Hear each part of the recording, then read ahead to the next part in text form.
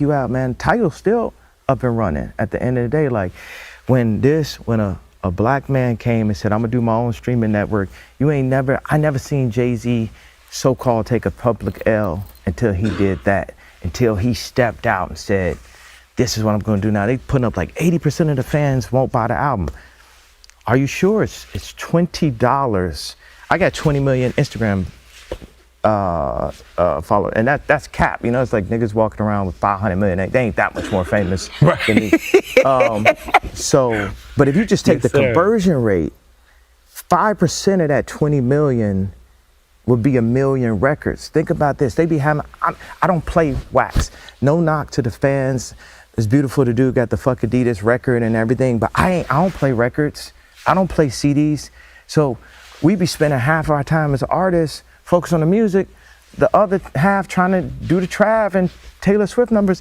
What amount of work? And then Adele or whoever, they got a hand in the album this much early, and it's all for the accolades and numbers. It's not really adding up to real financial numbers, and it's not converting really the amount of fans they have. So say I get a 5% conversion rate on my Instagram followers, what's that gonna mean to Taylor Swift or somebody? What's that gonna mean to people with like 500 million in Instagram followers? You know what I'm saying? They try to pit me against Taylor Swift, me against whoever in the music industry, and it's like, yeah, get that man talking back and forth on the phone with Dave Chappelle. Get that man like making songs, sub songs to Drake. Get that man, say Taylor Swift kicked him out, or Shaq said this, and that. I'm just like, man, I'm here for everybody in this lifetime. I feel like a lot of the shit that like the you-know-who's do with our contracts and shit just come from fear of losing control.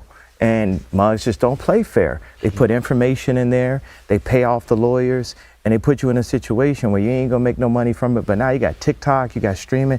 Everyone's afraid of how they gonna still support their families. Right. And there's some kind of like simpler way through honesty, which is hard, but engineering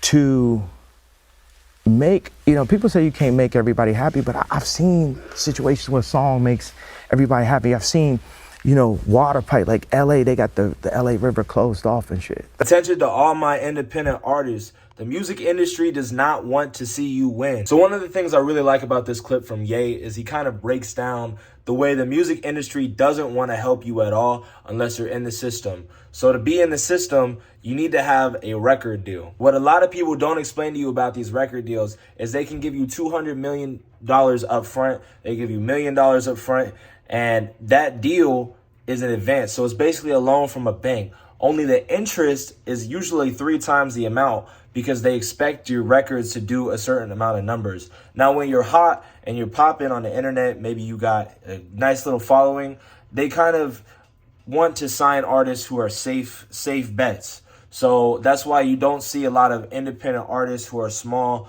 get record deals anymore. With that being said, all the streaming services have a massive bank of how much each artist can make. It's one big pie and they divide it up. So all these artists that are in the system, Drake, Taylor Swift, like Ye said, are getting these quote unquote big cuts of the pie, but they're not actually earning the amount of money that they could be earning if they were independent artists. So what Ye is doing right now is trying to innovate on the system. And one of the things he also talked about in this interview is how he wants to start releasing music like movies.